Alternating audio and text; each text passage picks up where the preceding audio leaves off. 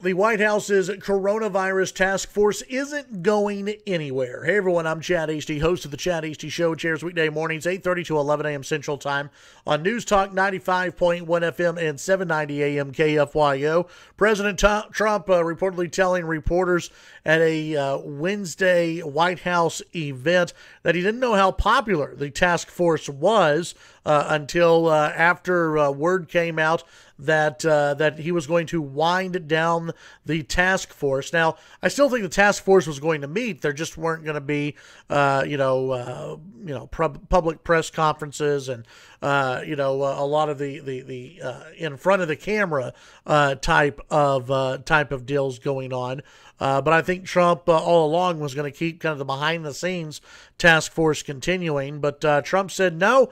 He received calls from a lot of, quote, very respected people who urged him to keep the task force intact, to keep doing what they have been doing.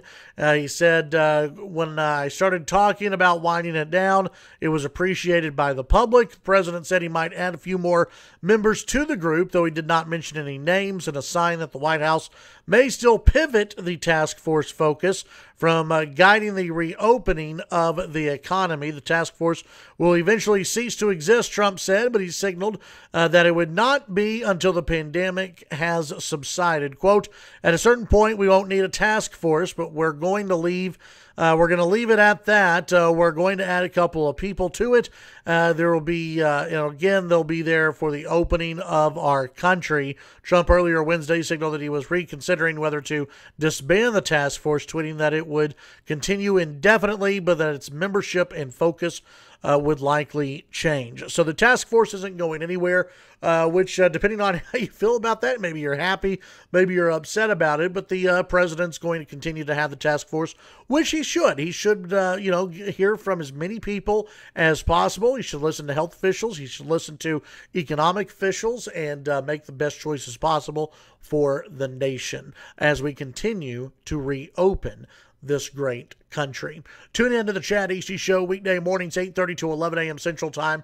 News Talk 95.1 FM and 790 AM KFYO. Coming up on the Thursday edition of the show, we're going to visit with Dr. Ronnie Jackson. He's also a candidate for Congress up in Texas 13. He'll join us to talk about his campaign, also to talk about coronavirus and what we're seeing in different parts of the state and how we can reopen safely as a nation. So tune in to the Chad Hasty Show weekday mornings, 8:30 to 11 a.m. Central.